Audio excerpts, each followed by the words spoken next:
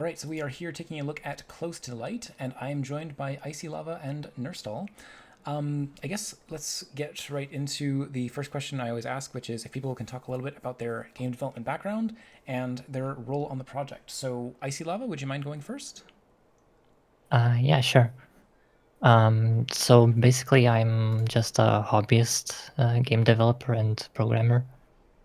I don't do it professionally, and I worked on the music and the level design and the graphics of this game, and also I did I did a little bit of programming and like dithering shader. Yeah, the dithering, which I'm going to try to show this off, but I'm going to fail this game very quickly because I'm going to be trying to concentrate on the interview. That is the excuse that I will be giving. But how about you, Nerstall? Yeah, I've been. I've also been making games as a hobby. I've started doing Rust like I think 3 years ago, and I've been doing game jams since. So I have made a couple jam games. I am studying in a university and doing this. So yeah, I'm mainly a programmer, and for this game I was mainly working on the editor for the level. So yeah. Nice. Yeah, because although no one's going to see the end of it, this is a designed level. I say no one's going to see the end of it unless you play it yourselves, because I'm not going to get to the end of it, that's for sure. This You, part. you, Oh, I always die on this part. you didn't get to the drop yet. That's the best part. Well, this was part of the small bit of feedback that I had, was that it would be nice to have your score go down or be penalized in some other way, but that way you could actually experience the game in its entirety, because right now I'm not even good enough to get to the good part, as it sounds like. And you got there. Although, yeah, of course, now that I'm doing the interview, this is the best I've ever done at the game. It's all part of the plan to make myself look good on the recording. But yeah, so just talking a little bit about the inspiration for the game, I asked if this was inspired by Osu, and you mentioned that it came up. But what else was in there, in the mix, so to speak? Yeah, so actually, this was, I guess this was like mainly Kuviman's idea. Mm-hmm. And, but he based the idea off of one of my games, which is called Close to Line, where basically you have to move your mouse cursor close to the line and you get points. So here you have to move your mouse cursor close to the light. It might be like at the bottom of the list. Yeah, there we go. Because I made this game in like an hour for like it was called Tweet Tweet Jam. So you make a game in like 500 characters of code. Okay, that's cool. Yeah, basically it's just basically a meme game, but yeah. So the idea was kind of based off of this, and it was Osu was also mentioned, so we kind of went in that direction as well. We decided to make it a rhythm game. Yeah, I mean, I see that I'm not good enough at the game to place on the top leaderboard, but at least I'm glad to have seen it through to the end, finally. Yeah, good job. So yeah, can you talk a little bit about can you talk a little bit about the actual development process of the game? Nertsal, you wanna say something?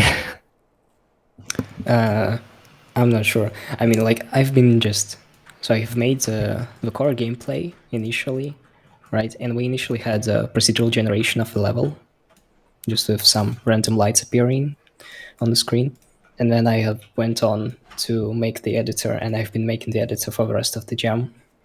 I see. Yeah, and then as Nertsal was making the editor, I guess I was like working on the graphics. I can't quite remember. It was a while ago, but I think I was working on the graphics while he was making the editor, and then eventually I started making the level with the editor. Like it was happening at the same time. The Nertsal was developing the editor, and I was working on the level. Nice. Yeah, I think you've also made the music for the Yeah, first couple I days. forgot to mention and then you first I made the music.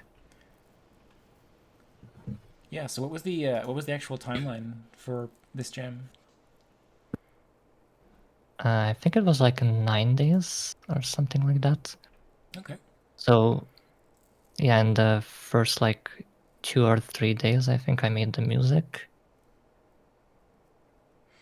Nice. and then it was like 2 or 3 days for the level, I think, and then like the last 2 days I wasn't able to work on the game, so it was up to Nertsal to like finish everything up. I see. So what is the how's the like dithering? Is this done with a shader? Yeah, so yeah. you wanna see how it is? No, go ahead. Okay.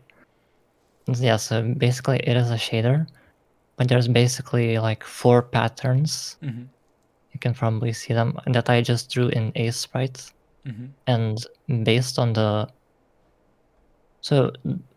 the game is rendered, it's like a bunch of gradients. So Yep. the circular lights are just like a circular gradient, and the lines are also gradients. But then in the shader, based on the light level, I mix in some noise as well. Mm-hmm. And then based on the light level, I pick which pattern to render. Nice. And so is it just like sort of 4 different textures that are being overlaid across the whole screen, or like, and then you're sort of selectively showing which one to show? Yeah, kind of like in the shader, I basically, yeah, based on the pixel value of the light, Yeah. I choose which texture to use at that location. Mm-hmm. And the texture is like wrapped. It's repeating. Right. It's a repeating pattern. Yeah. So there's either pure white, this sort of like outermost. There's the sort of like lines I going. guess there's like 3 patterns, and the black and white is Yeah. just a solid color. Yeah, you can really see it when it starts to take over the full screen there if I don't let the effect complete. So without shaders, the game is just using a sort of grayscale pattern, right? Yeah, pretty much. There's some noise mixed in the shader to make it like move around, like it's like not static. Yeah. It changes over time, and also like at the edges, it's not perfectly smooth. It's like moving around. Nice. And then, I see. I'm mousing over the text that says "made with Rust." By the way, it's sort of Yeah. hidden until you. Also the game is made with Rust, by the way. Yeah. By the way. Just in case anyone was wondering. Right, because you've it's kuviman. You've also been like using Rust for a fair bit, right? I know you're not on the call, but in the comments. And then how about the two of you? Have you been programming much with Rust? No, so basically in the previous jam, me and Nertsal, when we were participating, that Nertsal didn't know anything about Godot engine because we were making a game in Godot, and I was the one who knew everything. But this time the roles are kind of reversed. I don't know much Rust, and Nertsal like knew all the stuff and the engine. Yeah. It's a custom engine. Yeah, and like I said, way. I've been doing Rust for 3 years now, I think. Cool. Okay. And are you doing Rust like within an existing engine, or just like free of any framework? Yeah, we're using kuviman's engine, if you want to call it an engine. Right. It's very minimalistic. It doesn't have much stuff apart from the rendering and input. Okay. Well, I mean, any engine custom right now is a good place to be. Let's leave it at that. Yeah.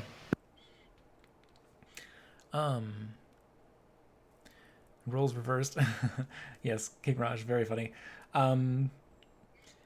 Yeah, so I guess with respect to the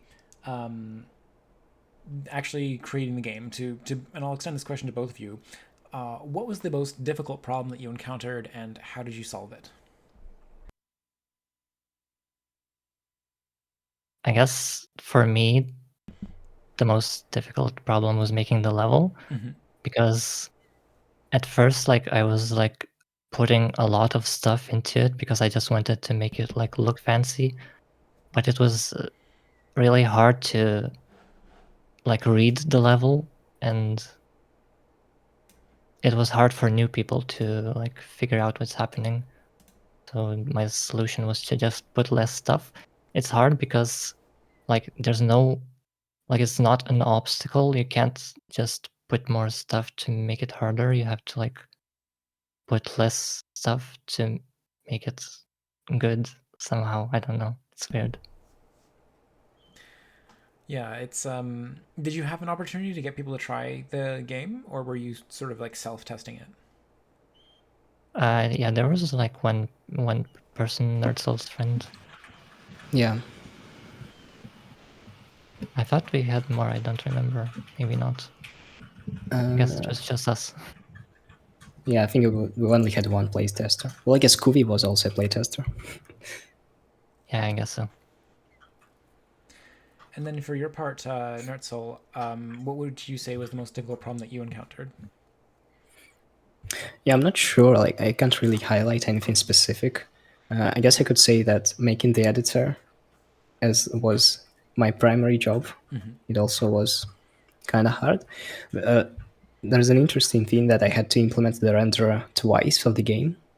The game itself runs like imperatively; it mutates the lights, but the editor itself is actually works on an immutable state. And each time you see the level, I just iterate over the level structure itself and render it every time as a new one, just so Interesting. that it is easier to traverse forward and backwards in time. So that was kind of interesting. Yeah, when do you? So theoretically, you can iterate backwards. Is there ever a time that you do? No, only in the editor. Okay. But I guess I could do that if I wanted to in the game itself. Interesting. So it would be like theoretically, if the player like screwed up and you wanted to be a slightly less harsh penalty, you could just like rewind a few seconds and then let it play from there. Yeah, I think so. Yeah. Other than the fact that you'd be out of sync with the music at that point. Well, we can stop the music and play it from the previous time. Oh, okay. I mean, yes, that's But we can't reverse the music. Although, well, if I try hard enough, I can reverse the music, actually, I think. yeah. I guess if you put some sort of filter on it, like the like sort of rewind sound effect. Yeah. Well, like we could just have a separate asset that's just the reversed version of the music, I guess. Oh, just crossfade it. That would be Well, no, like have one version is normal and the other version is like completely reversed, and then you play Oh, whichever you need. But hang on a second. If Yeah, one version is playing forwards and the other version is playing backwards, then those are only going to meet in the middle. Like you'd have to offset it so that the both tracks are playing from the end and the beginning, sort of playing towards and syncing up with each other. Like that actually sounds more complicated now that I think about it. Yeah, well, you don't have to start both musics at the same time. You can Right. you can stop the forward music and then you can start the backwards music from the specific time. Yes, there we go. So it is easier than like dynamically reversing the music playback in that sense, but it is Yeah, still a little, like non-trivial thing to keep in mind. yeah, of course. And anyway, all this discussion for something that you don't even strictly need for the game as it exists. I think it is definitely fun to play. It catches you off guard a little bit. The very beginning of the game, there's a pretty significant ramp and challenge when you first start here because you've got kind of a chill opening, and then as the music sort of picks up, it's like whoa, it moves very fast, and then again, I didn't quite realize that the empty lines indicate the space on the screen where the light is about to go, which is a nice, it is a nice telegraph when you realize that's what it is. But until then, can kind of throw you off. Yeah, I think that's something Nertsal came up with. I didn't do that. Yeah, I don't seem to remember like how I did it. Also, I think if you download the game, I think you can actually enter the editor mode from the command line. Oh, that's cool. Oh, yeah. I don't know think if you can wanna even do that. I'm not sure. What did you say? I think there's a web version on my GitHub that you can use the editor in, but I'm not sure. Well, in any case, do you have any plans for making additional tracks or levels? Well, it would be nice, I guess. I'm not sure. I haven't yet. Like, I think I want to take a bit of a break from working on this game, but maybe later we can maybe add some more tracks and polish it more. Maybe, I'm not sure. I think Nertsal said he wants to work on it. Maybe. Yeah, I'd love to work, but I'm not the person making the music and the levels here. Yeah, it kind of depends on me, unless Nerdsal wants to make the levels, and then, but Yeah. it makes more sense for me to make them because I'm also like making the music, so I can like understand it better or something. Yeah, sort of on an intuitive level. Oh, I'm the Stoats mentioning that if the game goes below 60 frames per second, the music desyncs. That's interesting. I think that was a question. Does it desync if it the goes game below? does the music desync? I see. I read it as a statement, but there was no question, but it is a question. Yes. Yeah, it is a good question though. Like, Well, how do you keep the music synced with the visuals? well, we actually don't. Okay, fair. Well, I don't. I think it can go desync. It's usually should not, because like the game is rendered using delta time, so frame rates should not influence the game much. At least in a short track, it doesn't desync. I think it could in a longer track, and if you have a bit lag, maybe. I'm not sure. Right. I mean, goodness knows when I'm playing the game and not doing very well at it, it feels like the track lasts quite a while. But how long is the music track actually? It's like almost 2 minutes, like 150 something Yeah. like that. Okay. Yeah, getting game audio to like sync and stay in sync is something that I have dealt with on a previous project, and I don't. There are like. It's difficult. Let's leave it at that. It is difficult to make sure that something stays synced. You could probably base the delta time off of the like playback position of the music instead of like the real time. Yeah, that sounds Yeah. interesting. Yeah, I wanted to do that, and I actually asked Kuvi to make that feature into the engine to know the current position of the music being played. He didn't end up doing it, and like we didn't end up needing it actually. Right. Yeah, I guess it's an interesting feature, but it's I can see how the more complex this game becomes, the longer the tracks, as you say. A shorter track is less likely to desync, but then yeah, if you were to make more of it, then a feature like that could be helpful.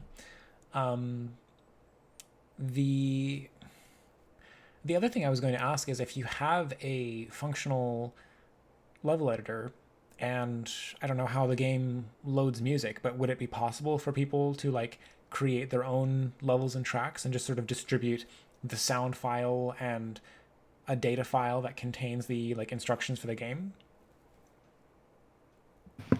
Yeah, that's definitely possible. Yes. Well, right now I think it loads a specific file for the music, Mm-hmm. and it also probably saves to a specific like file. Mm-hmm. You can't. And also, it's Yeah. very Well. like Yeah. very like um, not intuitive. Maybe like it's mainly made for like programmers, I Yeah. guess. Yeah. Not very user friendly. It does have instructions on screen, but yeah. Yeah, Yeah, I the mean, instructions are nice. I guess I was just mentioning it as a like if there was a if you wanted to sort of keep working on the project without necessarily having the time to design more levels, then one way you could do that is by opening up the level editor just in case people wanted to try like taking a crack at it. Obviously, as you say, it's not necessarily the most end user friendly, but sometimes folks have a like programming and musical inclination. They want to take a swing at it. Yeah, it would be nice to at least like make it easy to like open the editor. Right now you have to like do it through the command line. You have to pass in the flag Oh, to like enter the mode. you have to like launch the game with a command line flag. Yeah. Yeah. So it's not just pressing a certain button on the keyboard, you say. No. Yeah, you have to press a few keys. It And launches also, a completely separate program. Oh, okay. Yeah, like I said, even the render is not the same, so Yeah. it's actually completely different. Interesting. Yeah, I mean that it does make sense, and I do see what you mean about it not being like the most user friendly. but you can actually enter the game from the editor. Like you can press a key to like try it from a certain position. Okay. Yeah, going from the editor to the game is easier. Well, Does it? it exists, that feature. Yeah. Is it launching like a separate Yep. executable? Well, no, it's in the same executable, just a completely different Main function? code. It's pretty much independent. Okay. Yeah, in the main, I just choose the module basically to choose the state to run in the editor of the game, and then Interesting. the Okay. editor inside itself runs the game to like when you want to preview the game or something. Yeah. Okay. Yeah, that's. I can definitely see that like that could be a little tricky for people to figure out for sure, but yeah, I mean, I guess it's just a matter of making it available, right? Like if people, it depends on how much time you want to invest on how much time it would take to make it so that the game could load files from a like user specified folder or something, or even if it was just a specific folder, you just have to like load in from this location, making the game available, maybe making the editor like whatever the code is, making it known for people so they could try messing around with it. Yeah, no, it's not too difficult to implement. It's just there are many details that should be polished for that to be really Yeah, I totally viable. get it. Yeah,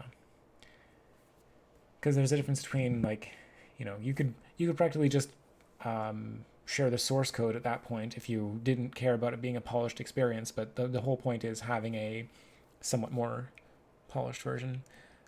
People can Yeah, just make people upload the file in the browser and send it to the server and share levels the easy way. Oh, that could be interesting. yeah, but now you need a server. Right. Well, kuviman has a server, I think. Yeah, I'm assuming that was why the suggestion was you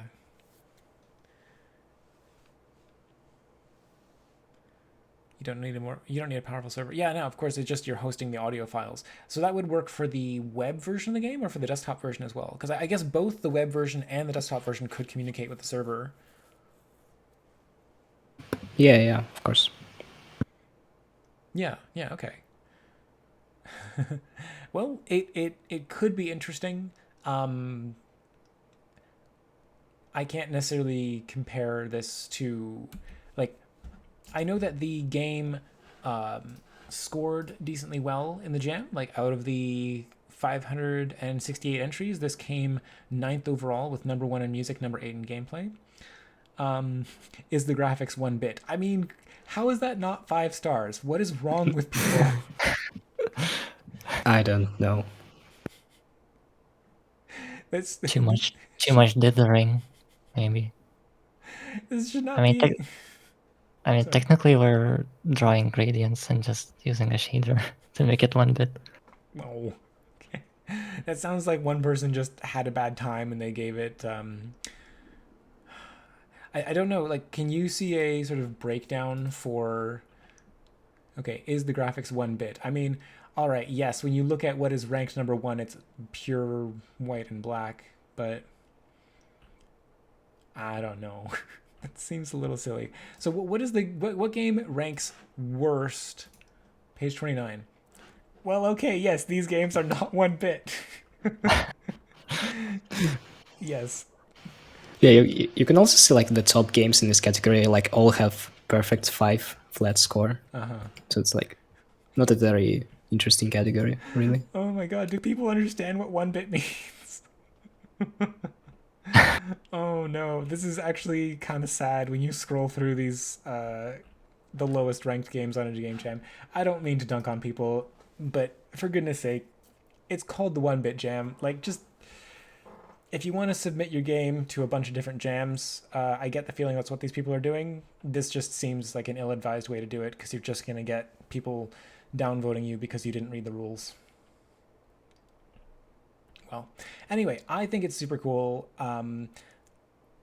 How was the reception overall? Like, obviously the game was like ranked quite well, but that's from 10 rankings. So like, how did you get much commentary or people saying like, oh, I'd love to try more, I'd love to play my own level, I'd love to, like, anything along those lines? Yeah, I think people like responded very positively to this game, and like the comments that we got on the jam page and like the feedback from like chat messages and stuff is like very positive. I think some people like would like this to be developed further. I mean, including yourself, right? Yeah, If you had time. yeah, I'd like to like, I want the game to have like more tracks, not just one. Yeah, I mean, I think it is a solid foundation to build upon. Obviously, it's not like a. It doesn't seem like it's a super intensive thing to develop levels for. Music making process, like, that's entirely up to you. If you see this as a fun thing to keep working on, I mean, I can definitely I Well, can see an easy path to including more content in the game. well, the level can take some time. I think Yes. it took like maybe a day, and then I remade the level because it was like not great. Yeah. Also, like I'm not sure how we would get people to play it more because like most of the traffic came from like the jam, and now the jam is over, so I'm not sure like how. Yeah, that's very true. I've definitely seen that sort of thing happen where like a game does very well during the game jam period and then you make a post jam version of it, and even though people are saying like, oh, I'd love to see more, I'd love to see more, it's like, well, almost no one comes back and actually plays it. So yeah, I think that that's a good reason why a lot of the time when I make a game for a game jam, I will spend the time not to make a like version 1 of the game that adds a whole lot of extra content or whatever. I will just make a like version, like let's say the game jam version is like version 0.1, I will make a version 0.2, which fixes some of the most obvious problems, anything that's easy, but overall it's not adding a lot of content to the game. It's more just like if someone's looking through my back catalog, they don't see something with some obvious mistakes. So, but yeah, I mean, with what we have here, I think there isn't any such changes that you would need to make. I think this already stands quite well as it is. Yeah, you know, since the game is made in Rust, there aren't many bugs in the game. Well, that's good. Yeah, I mean, I do hope that we start to see more games being made with Rust, especially because I imagine there's a good number of people moving over from Unity to Godot, and I know that it's possible to program in Godot with using Rust, even if it's not officially supported. Yeah, it is possible. I have tried it once. I didn't really like it. Some people do it though. Yeah. Well, I do. I am conceptually a fan of what Rust is, and I would love to see more games made with it. So, yeah, I'm glad that you called attention to the fact that this was made with Rust because super neat. Yeah, anyway, unless anyone has any questions from chat that you'd like to submit or ask, now's the time to do that. But in the meantime, I will just ask if either of you have any social media channels you'd like to plug or any other games you'd like people to take a look at. I guess just like maybe my Twitch channel. I don't know, or like my HIO profile. Yeah, for sure. Please feel free to drop a link to either or both, rather. Yeah, I'll drop a link to my itch, and you can find anything else from there. Probably there should be some links.